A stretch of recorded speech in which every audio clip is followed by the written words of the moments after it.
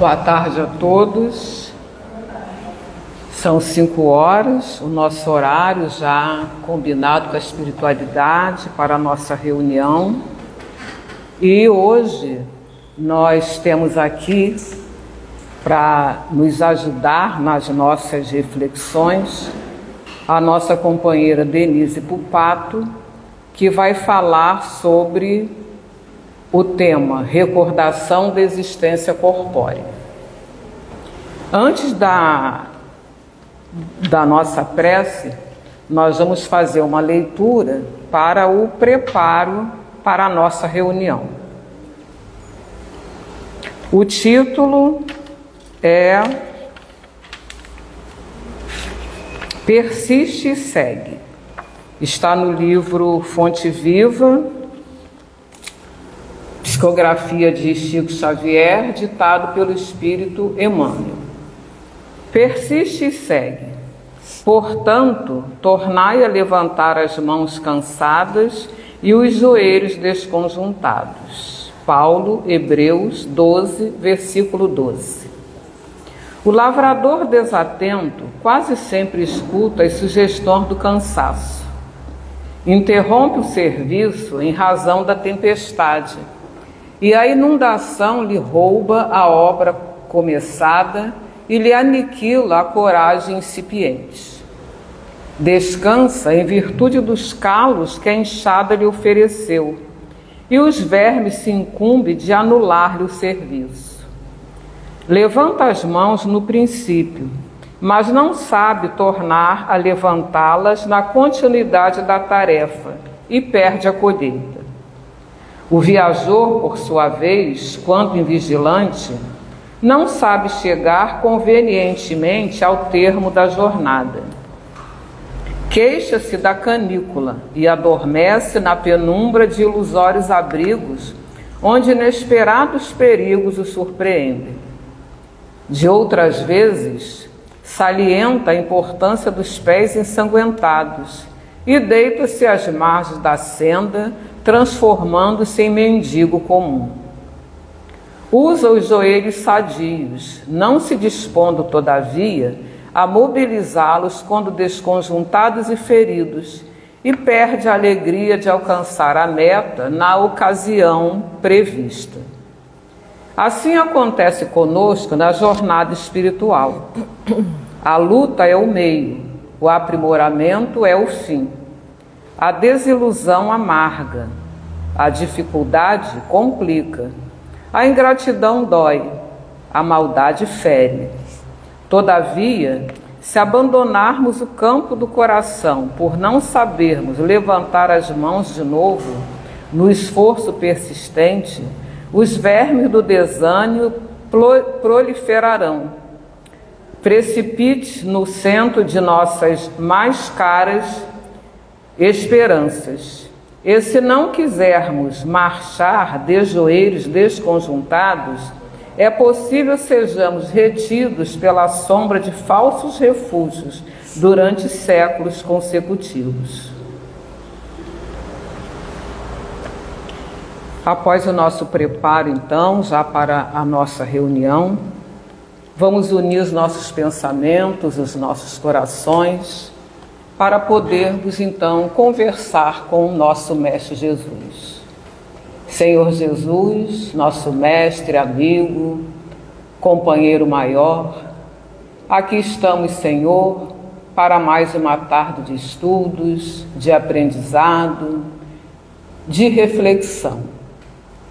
Pedimos, Senhor, que Tu estejas conosco durante essa hora que aqui estaremos, nos ajudando, Mestre, abrindo as nossas mentes, aclarando os nossos pensamentos, mas principalmente, Senhor, nos ajudando, abrindo os nossos corações para recebermos todo o estudo que a nossa companheira Denise preparou para nós. Que ela seja, Mestre, envolvida também por Ti, pela espiritualidade amiga dessa casa, para que possamos ter, ao final da nossa reunião, um grande ganho, Senhor. não ganho material, mas o nosso ganho espiritual, que é aquele, Mestre, que vimos buscando com insistência, às vezes com pouca persistência, às vezes desanimamos, muitas vezes, Senhor, não estendemos a mão para Ti. Mas sempre, Mestre, Tu nos fortalece de novo, nos dá ânimo, coragem e nos traz de novo de volta ao caminho da esperança. Assim, Senhor, Te agradecendo por todas essas bênçãos, pedimos a Tua permissão e da espiritualidade amiga e damos por iniciado o nosso estudo na tarde de hoje. Que assim seja, graças a Deus. Bom, então passamos agora a palavra para a Denise. Boa tarde a todos e a todas. Que nós possamos ter uma noite acalentada em nossos corações por essa mensagem que Kardec sempre nos convoca a olhar, sempre, né, todos os dias, de alguma maneira na nossa vida. O nosso tema de hoje é a lembrança da existência corpórea. É longo esse capítulo, são muitas perguntas, eu não trouxe todas, mas eu trouxe algumas reflexões que eu achei importante estudando, que nós pudéssemos juntos aqui, né? Não de maneira participativa, mas de alguma maneira pudéssemos pensar juntos, né? Então, o nosso primeiro momento aqui Emmanuel diz assim: morrer é em essência penetrar no mundo de nós mesmos. Bom, todos nós aqui estamos numa casa espírita, sabemos que nascemos e temos a certeza de que vamos morrer. Bom, essa certeza todo mundo tem, independente de ser espírita, né? Mas nós temos a certeza de que nós vamos morrer, ou deveríamos ter essa certeza de que existe uma vida além dessa vida que é a vida material. Que existe algo que nos aguarda, que nós não podemos nos lembrar nesse momento, e aqui fala um pouquinho sobre isso, mas que é a vida plena, a vida espiritual. A vida não é essa daqui, que nós nos agarramos por necessidade. Nada de errado em que possamos, o instinto de vida é para isso, é para que a gente não desanime. E nós muitas vezes percebemos pessoas que sentem uma saudade, uma tristeza de algo que elas não sabem o que é, né? E quando a gente estiver assim e se sentir dessa maneira, vamos procurar ajuda na casa que frequentamos, vamos conversar com os trabalhadores. Nunca podemos deixar que a tristeza tome conta. Essa angústia, essa ansiedade do que eu não sei, dos medos que tenho, a gente precisa conversar sobre isso, a gente precisa entrar em contato com isso. E Emmanuel fala que morrer é entrar em contato conosco mesmo. Mas por que ele disse isso? Por que quando nós morremos entramos em contato conosco? A pergunta que Kardec fez aos espíritos, elas são bem didáticas, vale a pena dar uma olhadinha em casa, em todas. E ele fala: cada lavrador respira o ar do campo que escolheu. Então tem algumas palavras que em todos os textos de Kardec, em todos os textos que nós vamos encontrar outros espíritos que nos ajudam nessa caminhada também, né? Assim como Emmanuel, André Luiz e outros, que fala sobre responsabilidade. Em nenhum lugar vocês vão encontrar culpa, julgamento, temor, punição. Nós não vamos encontrar isso. Nós vamos encontrar responsabilidade, nós vamos encontrar palavras como reparação, nós vamos encontrar palavras como livre-arbítrio, causa e efeito. E que eu acho que acalma muito, a mim pelo menos, respondeu sempre muitas das questões que eu tinha em mim. Encontraremos no mundo espiritual a construção que edificamos na terra. Esse encontro é com o que construímos durante a nossa jornada terrena.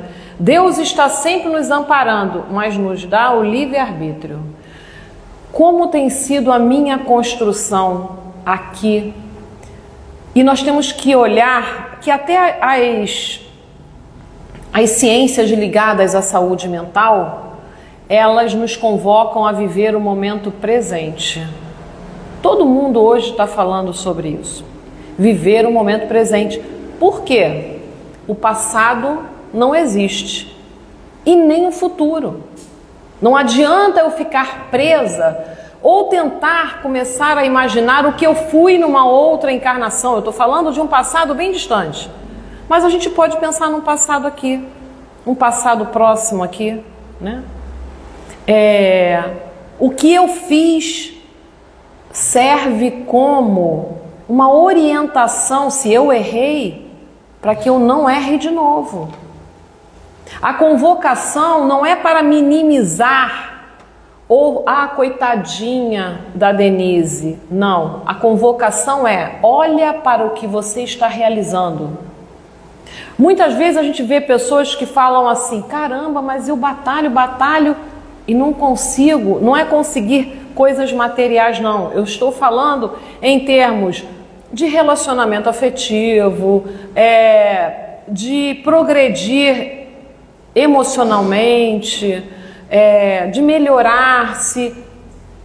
A gente tem que começar a olhar qual é o núcleo do meu sofrimento no momento presente. Eu tenho que olhar para isso. Como disse Emmanuel, eu só vou colher aquilo que eu plantei. Então, eu estou vivendo uma vida desregrada, indisciplinada, eu não tenho horário para nada, mas eu quero construir algo que seja sólido. Eu tenho que mudar. Aí entra o ego, entra a questão da personalidade, né? Eu não quero mudar, eu vou ter que abrir mão dos prazeres. Os prazeres fazem parte da vida terrena? Fazem parte da vida terrena. Eles estão lá no primeiro andar do cérebro. Quem fala muito bem sobre isso é um psiquiatra, ele tem vários vídeos, ele publicou um livro junto com outros 2 médicos, é o Sérgio Lopes. Ele fala no livro dele chamado Cérebro Triuno, ele fala sobre isso, que nós temos 3 andares. O primeiro andar é aquele andar mais ligado às pulsões, ligado aos instintos que são necessários para a nossa vida terrena. Mas aí é como se eu ficasse o tempo inteiro nesse andar e não transitasse pelos outros. O segundo andar é o andar dos nossos relacionamentos. E o terceiro andar seria o andar mais nobre. Esse primeiro andar está aqui, numa região reptiliana do nosso cérebro, e o mais nobre é o pré-frontal. É aquele das ações nobres, é o transcender, é quando eu saio de mim mesmo e consigo. Eu tenho que viver nesse andar mais nobre? Não. Eu tenho que transitar por esses 3 andares com sabedoria. Pergunta: transcendência é transformar dores da alma em solução? Não, transcender é você sair de você e ir para o alto, e não importa qual a religião, é sair de você mesmo e saber que existe algo além disso, além de você, além do seu ego. Então nós precisamos fazer esse trabalho de encontro com as nossas dificuldades, para poder não se achar o centro do mundo. Quando a gente está em dor, na verdade, o que a gente quer? A gente quer acalmar essa dor. E se a dor for muito intensa, é como se rasgasse o peito. E eu preciso ter humildade, muitas das vezes, para pedir ajuda, inclusive. Então nós vamos caminhar um pouquinho, porque nós vamos entender, quando a gente chega no mundo espiritual, como é que esse conhecimento de quem eu sou se dá? Será que Deus, um Pai amoroso, que conhece as nossas necessidades, ia fazer o seguinte: a gente desencarna e fala assim, olha aqui, olha, toma aqui, esse aqui é você. Olha tudo que tu fez, o que tu deixou de fazer, tá aqui. Muitas vezes nós fazemos isso em algumas situações nos nossos relacionamentos, né? A gente faz uma lista do que a gente acha que o outro está melhorando, mas não é isso. Diante da bondade e misericórdia divina, nós vamos fazer esse encontro de acordo com as nossas condições, a pouco e pouco, mas ninguém fica parado. Nós temos o livre-arbítrio, mas sabe quando, e aqui falando na nossa questão terrena, sabe quando de vez em quando tu leva um solavanco assim da vida, tu fala, opa, sabe, arrumação no ônibus? Aí tu pensa assim, o que essa dor está querendo me ensinar? Não é por que comigo, para que, essas perguntas não vão te dar uma resposta. Mas se você perguntar de você para com você mesmo, o que isso está querendo me ensinar? Ainda que não saiba a resposta no momento, em breve você terá. A gente sempre tem a resposta. O que cada um de nós acha da expressão? A gente não vai responder aqui oralmente, mas vamos pensar o que cada um de nós pensa sobre essa expressão que a gente já ouviu muito. Vamos viver a vida porque ela é uma só. Essa vida que nós estamos vivendo, ela realmente é essa. Quando eu cheguei aqui, já é passado. Eu estava conversando com as meninas aqui, né? Eu moro longe, não moro aqui perto, né? Cheguei muito cedo, fiquei conversando com elas, já é passado, já é passado. Então, a nossa vida, essa oportunidade de Denise, enquanto Denise, é uma só. Quando eu desencarnar, eu vou entrar em contato com a personalidade Denise e as outras tantas que eu já vivi amorosamente. Essa vida é única mesmo, os prazeres fazem parte, já falei, da camada mais inferior. Viver a experiência digna da imortalidade, nos diz Emmanuel. Emmanuel destaca que podemos saber para onde vamos depois da morte. Basta olhar para nós mesmos. Olha que responsabilidade, né? Emmanuel nos diz, olha para a tua vida. Fica se perguntando, mas para onde é que eu vou? Ai, será, gente, que eu vou para... A gente usa muito o termo, né? O umbral, eu vou para uma área mais superior. Nosso lar, quiçá nosso lar. Vou encontrar com as minhas pessoas queridas, que nós temos que lembrar é que ninguém está desamparado. Ninguém. Que quando o navio sai desse lado e deixa muita gente querida, do outro lado tem muita gente nos aguardando. E isso nos dá um conforto, eu não sei, mas para mim me dá. Saber que eu não vou encontrar quem eu quero, mas quem eu preciso para me amparar do outro lado. Que eu vou encontrar e vou para o lugar que eu estiver afinado com o momento que eu estou construindo agora. Então, gente, se eu não estou muito legal, é hora de eu começar a melhorar. Sabe quando a gente está olhando para a nossa casa física, né? Caramba, tá precisando de um reboquinho ali e o tijolo ali tá aparecendo, é perigoso. Aqui a gente vai lá e dá uma guaribada, mas não resolve. A gente tem que fazer a reforma que é necessária. Às vezes é preciso quebrar, ir mais fundo, mas aí tu resolve o problema. Então é preciso coragem. E como Joana de Ângeles diz, uma vontade firme, bem direcionada. Porque ainda que estejamos em situação difícil no mundo espiritual, e nós sabemos que hoje, nós temos muitos aqui hoje, muitos desencarnados, que vieram aqui para estudar conosco e que também espera um pouquinho dos nossos melhores sentimentos e fluidos para todos aqueles que sofrem no mundo espiritual. Em que condições eu vou desencarnar? Se eu estou ligado à matéria, a viciações de várias maneiras. Nós podemos aqui elencar vários. Uma delas é a viciação mental. É a viciação de falar sem nenhum propósito, falar de coisas ruins, de postar coisas que não falam de amor nem de acolhimento. O que eu estou colocando nas redes sociais?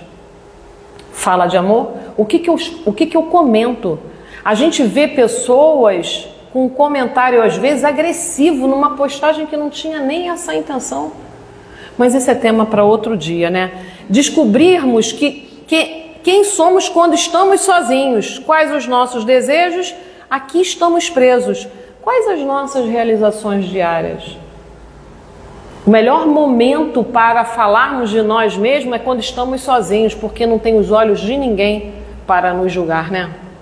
Aí nós entramos na intimidade. O que é livre-arbítrio? Como se constrói? Essa é uma palavra importante para a gente seguir um pouquinho mais adiante. Está na cara que eu não vou chegar nem na metade, né? Mas a gente precisa entender o que é livre-arbítrio. Muitas pessoas aqui vão dizer para mim, Denise, eu já sei. Então vamos lembrar juntos? O que é o livre-arbítrio? Está lá na questão 872. A questão do livre-arbítrio pode resumir-se assim: o homem não é fatalmente conduzido ao mal. Então ninguém pode falar que fez o que fez porque foi conduzido.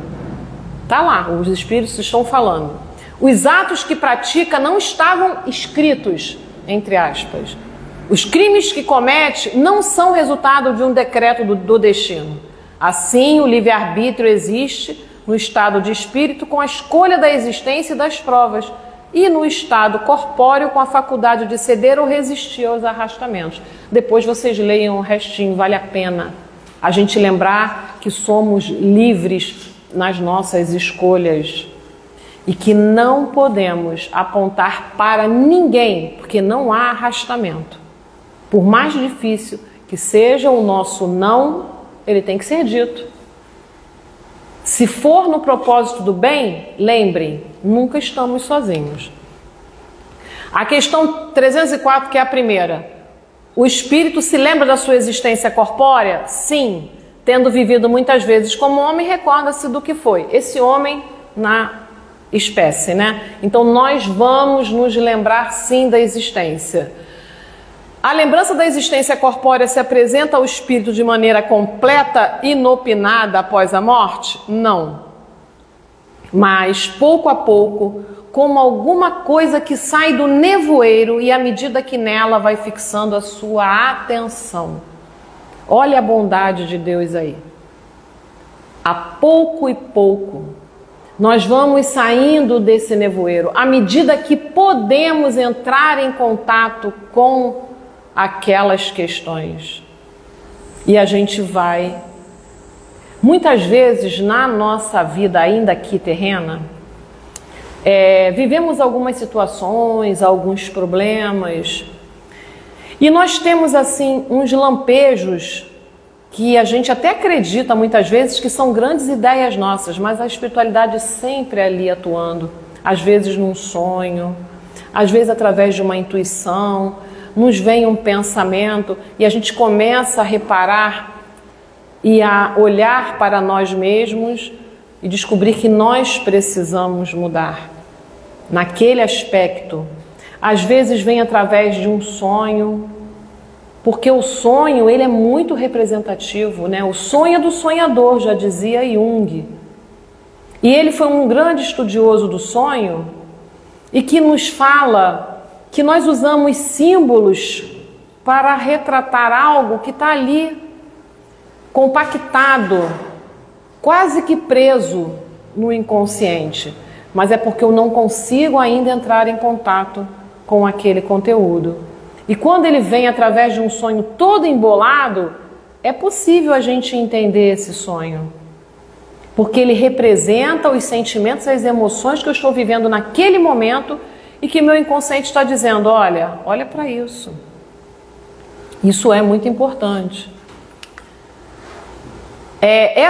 Eu trouxe um pedacinho da comentada do Miramês, que diz assim, da 305, a sucessão de lembranças ela é gradativa, de acordo com as necessidades de cada um. Olha o respeito com que nós somos tratados. Ela é gradativa. Ela vem em condição. Ao que Deus achar conveniente, esse pode regredir a memória até onde suporte, desde quando seja para o seu adiantamento espiritual. Então nós não vamos ter nenhum contato de uma memória que não vai nos favorecer. A pouco e pouco nós vamos reconhecendo aquilo que é importante para a nossa caminhada. O mais comum é que se recorde quando está próxima à reencarnação, para que o espírito aceite com mais coragem o que deve ser reparado para a sua felicidade. Olha que coisa bacana. E aqui não, que eu sei que aqui ninguém reclama da família, né? Ninguém tem aquela pessoa, olha, mentaliza aquele problema, aquela pessoa que te desafia. A gente não reclama, porque a gente sabe que nós de alguma maneira estamos aprendendo algumas das nossas condições, habilidades e competências emocionais, sociais, relacionais com aquela pessoa ali. Não vamos ficar pensando, e olha, não estou brincando, é sério, não vamos ficar pensando que nós fomos rivais. Será que eu matei ou será que ela me matou? Que será que eu fiz para essa pessoa? Isso não vai mudar. Agora, se eu pensar assim, o que essa pessoa está proporcionando que eu aprenda nessa encarnação? Isso faz todo sentido. Porque quando nós estivermos para reencarnar, a gente vai querer acelerar, né? Poxa, eu quero melhorar. A gente às vezes faz isso. Você está fazendo um curso? Não, pode me dar. Não, eu quero... Aí quando você vê, tu embolou as pernas, não conseguiu fazer o que era básico, deixou para trás. Então, como nós temos os nossos mentores também, esses nossos companheiros vão nos ajudar a dizer, não, calma, tira isso, não é melhor não colocar aquilo não, vem só com aquela pessoa, porque tu vai ter trabalho, então vai devagar. Então nós temos a certeza de que nós não estamos com peso maior do que a gente pode carregar. A mochila tá leve, acreditem, por mais pesado que seja. E já tem gente que fez uma cara para mim como se assim, tu nem sabe, Denise, é metade da história. Mas tudo bem, eu sei, porque a maior dor, qual é a maior dor? A maior dor é a minha. É a minha. É a de cada um de nós. Ninguém sabe a dor que o outro sente. Outro dia eu vi um rapaz fazendo uma entrevista... E ele era atleta e estava se falando sobre empatia, né? A condição de eu sentir o que o outro está sentindo, né? Só que tem um detalhe, se colocar no lugar do outro. Aí ele disse, você pode entrar em sintonia com o que eu sinto, com o que eu passo, mas você não consegue se colocar no meu lugar, porque eu estou numa cadeira de roda. Eu sou paraplégico e você anda. Mas não é verdade? Nós não temos essa condição. Eu posso entrar em ressonância empática. Eu posso entrar em sintonia com a dor do outro. Mas eu não posso me colocar no lugar dele se eu não estou vivendo a mesma situação que ele. Eu imagino a dor, eu imagino. Isso pode. Aí eu trouxe uma história, eu gosto muito de história, gente. Se der tempo eu vou contar outra. Mas essa daqui é do livro, gente, meu livro tá até quando é tão velhinho, coitado. Eu ainda era da mocidade, então vocês verem, né? É muito velho. É muito velho porque eu tenho 60, né? Então a gente faz as contas. Eu entrei com 13, então a gente não precisa fazer a conta. Naqueles momentos em que se reconhecia desligado do corpo físico, o homem acabrunhado sentia-se leve, feliz. O nome é Inesperada Renovação de Meimei, tá? Extasiado na excursão que se lhe afigurava um sonho prodigioso, alcançou o recanto luminescente, em que notou a presença do Cristo. Reverente abeirou-se dele e rogou, Senhor, ouve-me por misericórdia. Amo-te e quero servir-te. Desde muito tempo aspiro a matricular-me na Assembleia dos que colaboram contigo na redenção das criaturas. Anseio auxiliar os outros, entretanto, amado amigo, estou preso. Livra-me do lar onde me vejo na condição de pássaro encarcerado. Moro num ninho de aversões. Meu pai, talvez, cansado de conflitos estéreis, relegou-nos à própria sorte. Minha mãe exerce sobre nós um despotismo cruel. Trata-nos a nós, seus filhos, à maneira de objetos de uso particular, flagelando-nos com as exigências de pavorosa afeição possessiva.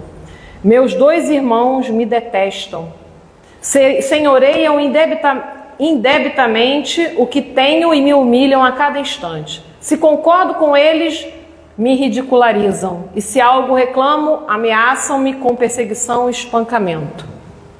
Libera-me, Senhor, da prisão que me inibe os movimentos. Quero agir em teus princípios, amar, servir, qual nos ensinaste. Ante a ligeira pausa que fez, Jesus fitou o visitante compassivamente e alegou: lembro-me de tuas solicitações anteriores. Estavas de passagem aqui mesmo, na direção do berço terrestre, acompanhado de amigos prestigiosos. Declaravas-te sequioso de ação no bem, e os teus companheiros endossavam. Dizia, ansioso no sentido de compartilhar as tarefas: entendo-te sim, a construção do amor é inadiável. Senhor, se entendes o meu ideal, se as minhas petições já te encontram aqui registradas, quem me situou no lar terrível, no qual me reconheço a afeição de um doente? O mestre sorriu, acreditando em teus propósitos de colaborar conosco. Quem te enviou a família que te encontras fui eu mesmo. Surpreendido com a inesperada revelação, o visitante do mundo espiritual experimentou estranha sensação de queda e acordou no próprio corpo. Lá fora, os irmãos deblateravam contra a vida, reportando-se a ele com injuriosas palavras. Ele, porém, assinalou os insultos que lhe eram endereçados com novos ouvidos, no silêncio de quem havia conquistado o troféu de profunda renovação. Meimei. Então nós estamos no lugar que nós, de alguma maneira, solicitamos. De alguma maneira, nós solicitamos. E fomos endossados porque temos condições de, ali estando, fazer a renovação que precisamos dos nossos melhores sentimentos, das nossas melhores relações afetivas. Ainda que seja uma história criada para ilustrar o que nós queremos aprender, vale a história. Vale. Vale para que a gente lembre sempre que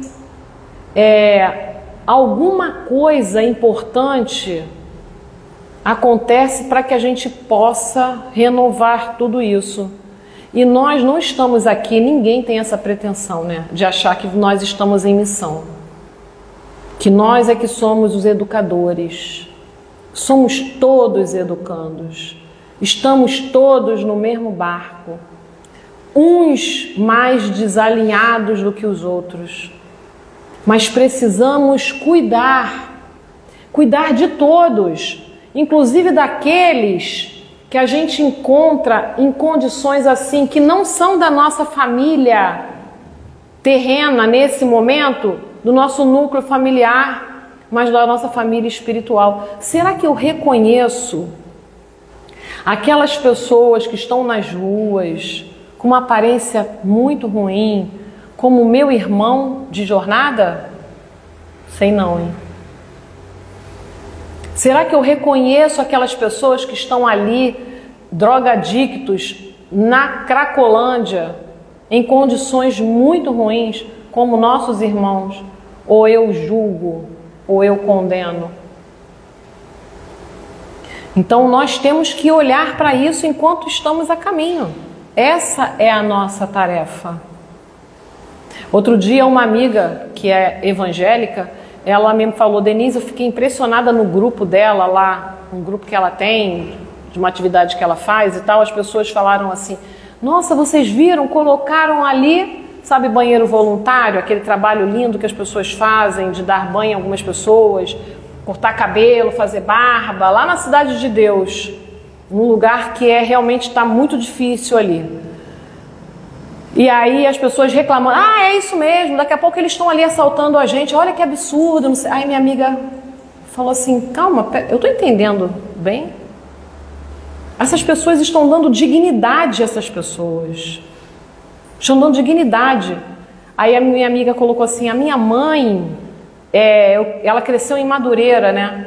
A minha mãe pegava algumas pessoas e fazia isso. Ela já era evangélica. O que eu tenho feito a favor do outro? Vamos lá ler a parábola do bom samaritano. Quem é o meu próximo mais próximo?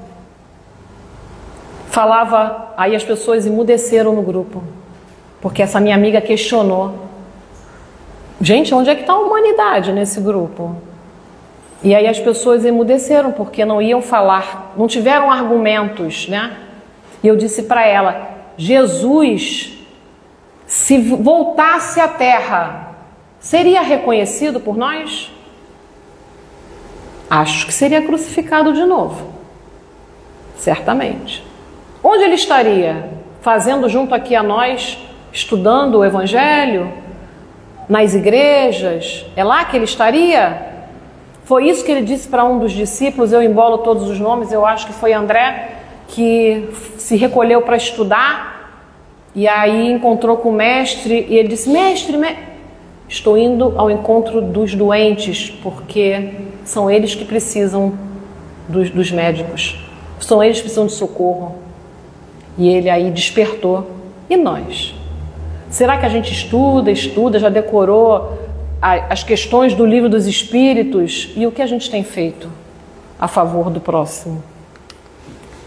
Na questão 306, o espírito se lembra detalhadamente de todos os acontecimentos de sua vida, abrangendo o conjunto num golpe de vista retrospectivo? Não devemos paralisar nossas atividades em recordações improfícuas, para não estacionarmos no tempo, desperdiçando quando poderíamos semear em terreno bom para colhermos frutos enobrecidos. Então não adianta a gente ficar remoendo os erros. Eu reconheço que errei. O que eu faço com isso? Eu preciso corrigir a rota. Não é assim que os aplicativos fazem, ainda que eles às vezes nos ensinem errado, né? E até com os aplicativos às vezes eu brigo. Eu boto para saber, ele me manda para um lugar, eu digo, não vou por aqui. Aí ele vai lá e muda a rota de novo, ele faz pipi. Aí ele vai, tu quer ir por aí? Então tá, então eu vou te dizer o que é. Assim, nós viemos com GPS, gente, para acertar. Nós não viemos para errar.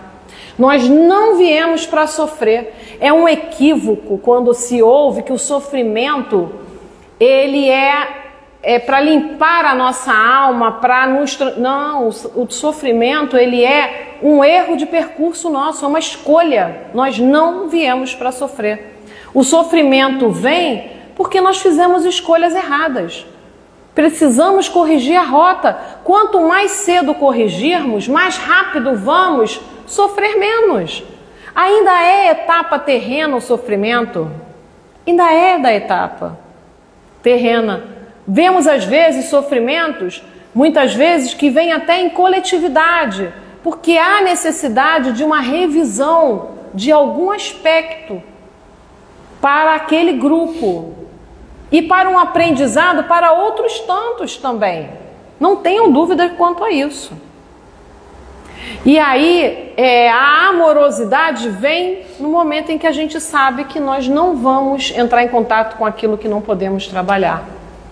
Na 308, o espírito se lembra de todas as existências que precederam a que acabou de deixar, todo o seu passado se desenrola diante dele como as etapas de um caminho que o viajante percorreu. Então, a pouco e pouco é um caminho que a gente vai percorrendo lá na espiritualidade, então não preciso repetir, né? De forma lenta, de acordo com aquilo que a gente pode entrar em contato, né? Olha o pulo que eu dei. As ideias dos espíritos se modificam na vida de espírito? Muito. sofrem modificações muito grandes à medida que o espírito se desmaterializa. Então, quando a gente perde esse corpo pesado, essa veste que é importante para esse momento que nós estamos aqui vivendo, é importante. E nós temos responsabilidade sobre ela.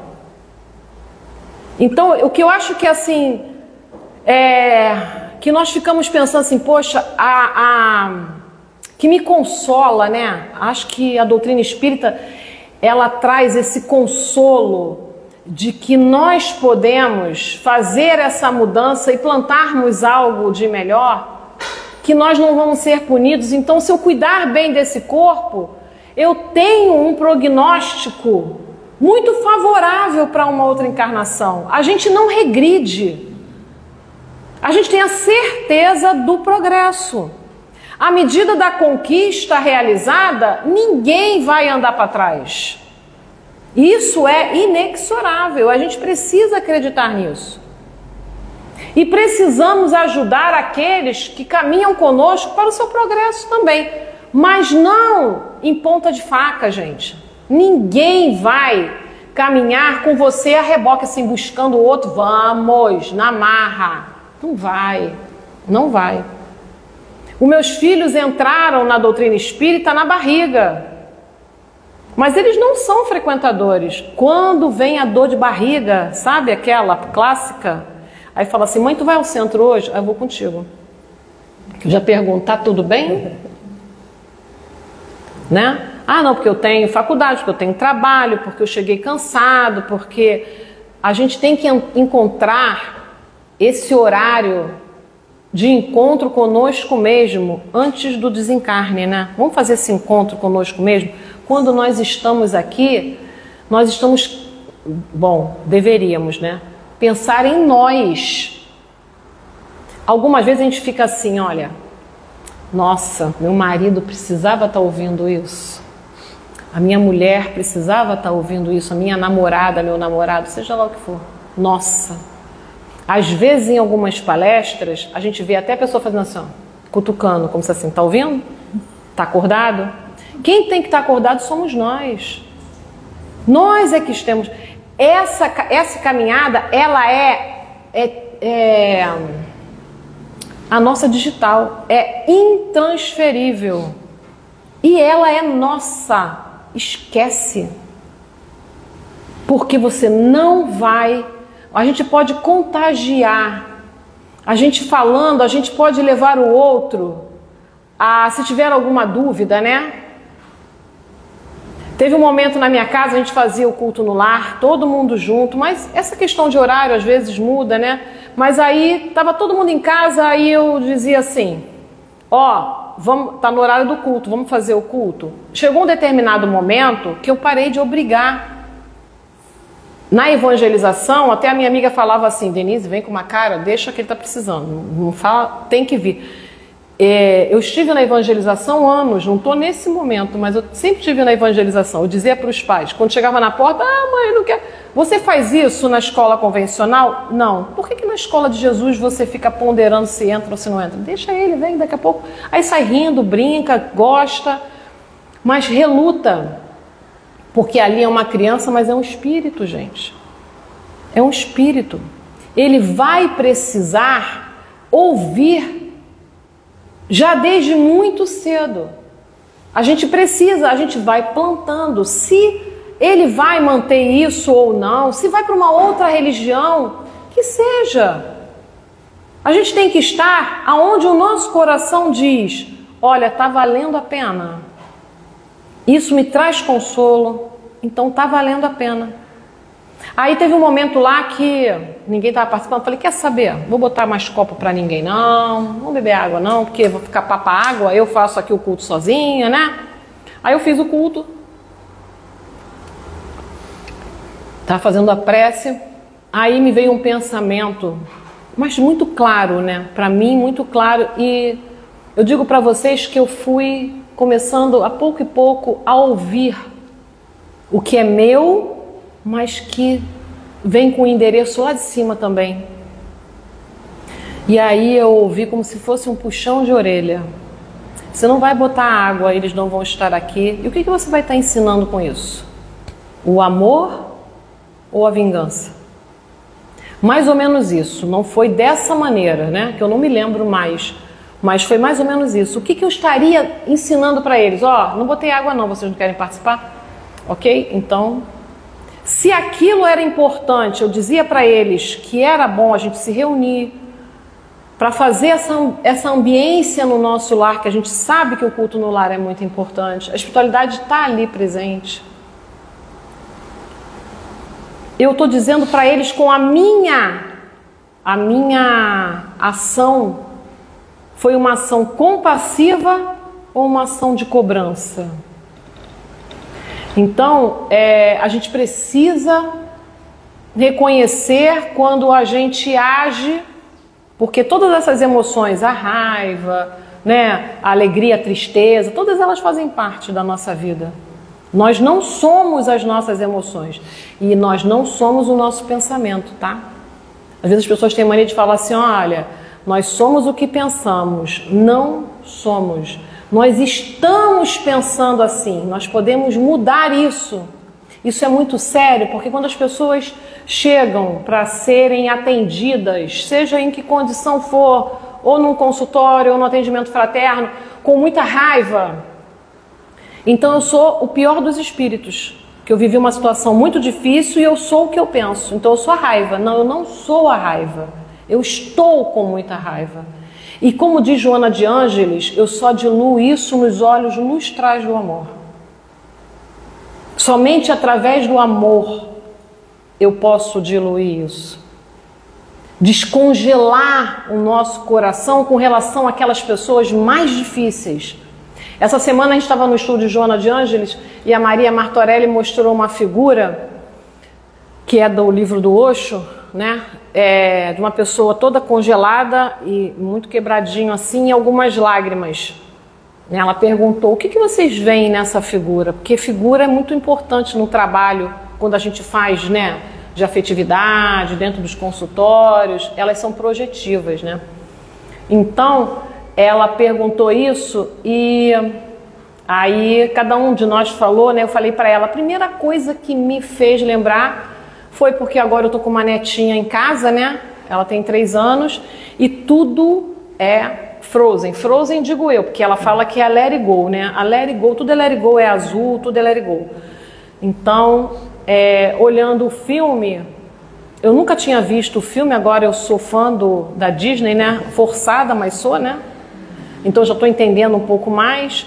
Meus pacientes crianças me diziam alguma coisa sobre, às vezes eu tinha que correr atrás para saber antes de fazer uma tarefa com eles. Mas aí eu vi a Frozen quando vê a irmã dela congelada por uma maldade daquele personagem lá, né? Que eles foram me explicando. Não, mãe, esse aqui não é o que vai ficar com a Frozen, não. Ele é mau, ele só quer se aproveitar. Aí ela tá lá congelada e a minha neta, quando acho que a gente tá brigando com ela, ela faz assim na mão e pá. Eu falei, nem adianta que eu não vou congelar, tá? Vem aqui me dá um abraço, porque a Frozen abraçou a Ana e descongelou. Por quê? Porque o amor descongelou. A gente precisa lembrar disso, gente. Aquelas pessoas que a gente tem mais dificuldade em abraçar, aquelas pessoas que a gente tem mais dificuldade em conversar, a gente precisa se ver abraçando, nem que seja mentalmente, eu vou abraçar, para começar já a levar luz, né? Nós somos espíritas. A ciência já diz isso, que uma mente triste se conecta com outra mente triste. Nós temos neurônio espelho. Quando eu faço algo de bom em favor do outro, a mesma área do meu cérebro se ilumina na área do cérebro do outro. Olha, o que é isso? Quando é que a gente poderia imaginar que uma pessoa poderia nos assistir não estando aqui alguns anos atrás? Será que nem tudo que eu não vejo eu não aceito? Aqui tem um monte de ondas vibratórias. Eu não estou vendo, mas eu sei que tem. Por que às vezes eu duvido das ondas do meu pensamento? Eu tenho que estar atenta a isso. Eu não preciso achar que naquele momento mais difícil que eu me desorganizei, eu sou aquilo. Nem a tristeza, nem a raiva. A tristeza é boa ou ruim? Não é boa nem ruim, gente. É uma emoção. Assim como a raiva não é boa nem ruim. Assim como a alegria. A gente não é alegre o tempo todo, a gente não é triste o tempo todo. Antes da minha neta, eu vi o Divertidamente. Ela nem viu ainda. Agora parece que já vinham 2. Meus pacientes já me falaram que vai vir com a ansiedade, que já vai vir com uma outra. Está todo mundo na expectativa do Divertidamente 2. No Divertidamente, se vocês não viram, é bem legalzinho de ver, a alegria, ela vai e salva a tristeza que estava morrendo. Mas por que a alegria salvou a tristeza? Porque faz parte da vida. Não existe jornada sem os momentos mais difíceis. E aí, eu tenho até que horas? Até agora. Até as 6. Até as 6? Ah, então dá tempo. Ele pode, às vezes, permanecer muito tempo com as mesmas ideias, mas pouco a pouco a influência da matéria diminui e ele vê as coisas mais claramente. Como é que a gente vai querer chegar lá do outro lado vendo claramente? O quê? É claro que nós vamos ainda nos envergonhar de algumas coisas que fizemos. Já nos envergonhamos hoje, se nós olharmos lá para trás. Mas o passado não pode ser mudado, mas ele pode ser reescrito por cada um de nós. Reescrito de que maneira? De maneira compassiva, de maneira saudável. Alguém criou a metáfora assim, no carro, a parte da frente, né, o para-brisa, a gente tem o para-brisa, né? Na época que eu aprendi a dirigir, só tinham 2 retrovisores. Quando os carros vieram com aquele terceiro, eu falei, pra que isso, gente? Pra quê? Vou ter mais um para olhar. Agora quebra aquele vidrinho ali para tu ver como é que tu fica doido. Como é que faz falta, né? Por quê? Olhar para trás, a gente pode ficar muito tempo olhando pelo retrovisor, dirigindo, olhando pelo retrovisor, tu vai bater. Se eu ficar olhando só para frente, é confortável dirigir olhando só para frente? Quem já ficou sem algum retrovisor sabe que não é legal. A gente precisa olhar de vez em quando. Lá está o passado. Ele me serve como alguma diretriz para que eu possa manejar o meu percurso de maneira mais segura. E aí tem um livrinho, não precisa procurar nem comprar porque eu acho que não vale a pena, né? Eu tenho, mas é diário de 5 minutos. Acho que é isso exatamente. Aí ele fala, ele bota cada dia uma mensagenzinha e vai falando sobre o que tornaria, ele faz 3 ou 4 afirmações, você completa as afirmações e depois tem a da noite. A da noite nos lembra muito Santo Agostinho, porque ele fala assim, o que teria feito o meu dia ser mais extraordinário? É uma avaliação sem julgamento.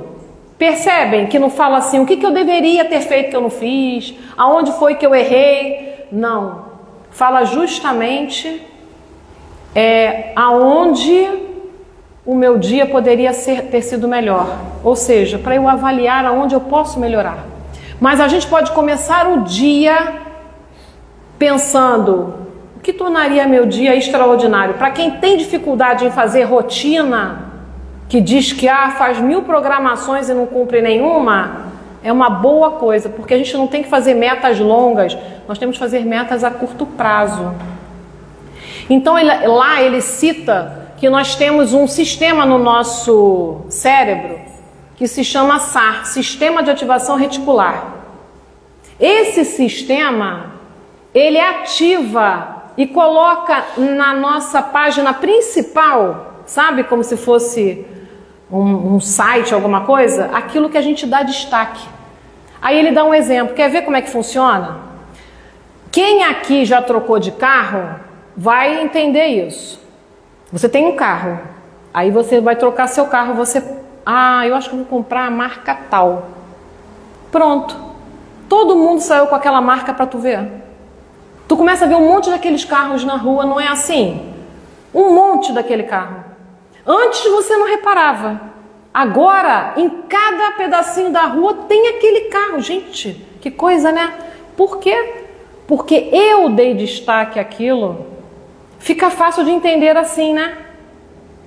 Quando a gente, por exemplo, quando o meu filho falou, mãe, ela engravidou e eu quase morri do coração, não estava na programação terrena, mas depois eu só comecei a ver o quê? Fralda, pessoas grávidas, carrinhos, a gente dá destaque a isso, né? Crianças pequenas. E assim, é a alegria da nossa casa, né? Com certeza. Agora, quando eu saí, ela não entende muito, né? Eu falei pra ela, ó, a vovó vai trabalhar, daqui a pouco a vovó tá aí, a gente vai dar uma saidinha, tá bom? Mas como ela ficou com o vovô dela cobre qualquer situação, né? Qualquer falta. E para completar, eu vou dizer para vocês uma história que para mim é muito linda e fala sobre essa nossa responsabilidade para nós podermos encerrar. E eu vou deixar no coração de cada um de vocês a reflexão da nossa responsabilidade dentro de onde nós estamos, junto com quem nós estamos. Jamais condenes, Deus é sobretudo amor. Em arena vasta do plano espiritual, achava-se um homem desencarnado em julgamento. O mentor indicado para instruí-lo quanto ao que lhe cabia fazer a fim de regenerar-se, a fim de se melhorar, passou a encontrar muita dificuldade para desincumbir os próprios encargos. Acontece que o recinto das advertências foi invadido por uma enorme turma de acusadores. Esse apontava o infeliz na condição de celerado, que lhe havia aniquilado a família. Aquele mostrava os punhos cerrados, prometendo-lhe vingança pelos males de que fora vítima. O outro pedia para ele a pior das sentenças. Outras entidades, incluindo mulheres desventuradas, dirigiam-lhe frases cruéis. O juiz determinou que a ordem se estabelecesse e a assembleia calou-se constrangida. Então o orientador indagou do réu se não lembrava por si mesmo algum bem que houvesse feito. Não teria porventura auxiliado em favor de alguma criança, amparado essa ou aquela pessoa? Nunca se aproximou de um mendigo doente, reduziu a necessidade de alguém? Acaso não havia socorrido algum animal? O infortunado companheiro revelou ansiedade, amargura nos olhos e, engolindo as próprias lágrimas, respondeu não, confessando ainda que impusera a morte à sua própria mãe, com certeira apunhalada, de modo a furtar-lhe as últimas joias escondidas num jiral. Foi aí que a massa de escarnecedores se desmandou em gritaria. O mentor recomendou mais ordem. E já se preparava a solicitar o parecer dos orientadores, domiciliados em planos mais altos, quando nobre mulher, de aparência simples, mas nimbada de luz, penetrou o salão e explicou-se em voz alta. Senhor juiz, manda a verdade, seja dito que esse homem proporcionou imensa alegria a uma filha de Deus, assim qual todos somos. Ele foi a esperança, o sonho, a felicidade, a força que acalentaram a vida. Ainda assim, ponderou o magistrado, ele terá de amargar longo período de provas, encarcerado num corpo disforme entre as criaturas da terra. Ela, porém, com humildade falou: compreendo que a justiça deve exercer-se em auxílio a nós todos. Essa mulher, no entanto, o abençoará e acompanhará, seja onde for. Lutará por ele, chorará de dor e de alegria, até que a beleza com que Deus o criou lhe brilhe na face por bendita luz. O juiz, admirado, voltou a perguntar-lhe: Senhora, quem sois vós que defendeis assim um celerado? A dama não declinou a própria condição, mas encaminhou-se para o réu, abraçou-o e beijou-lhe o rosto, de que os demais se afastavam com asco, Em seguida, erguendo a fronte, contemplando a assembleia espantada, falou: declaro perante Deus que ele é meu filho. Muita paz.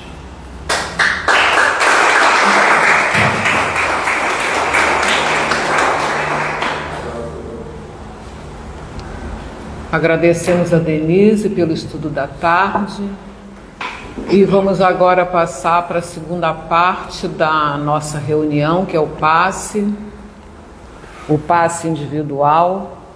Então pedimos aos trabalhadores que se posicionem. Você consegue desligar ali, por favor? Ligar? É. Pedindo às pessoas que vão receber o passe que permaneçam nos seus lugares, em silêncio,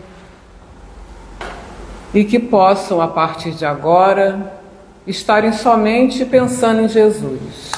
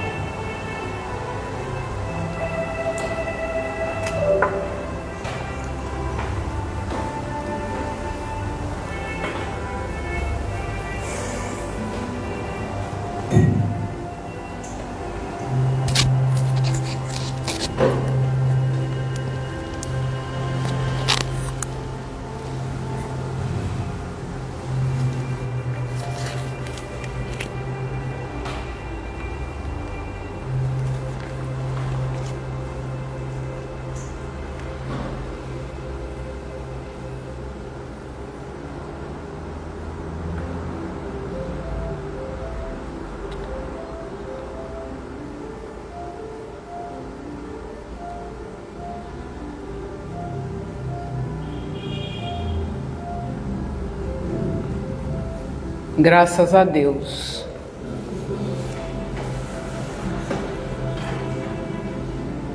Jesus, nosso Mestre querido, estamos chegando, Senhor, ao final de mais uma reunião, de mais uma tarde de estudos, e te agradecemos, Senhor, por tudo que aqui recebemos.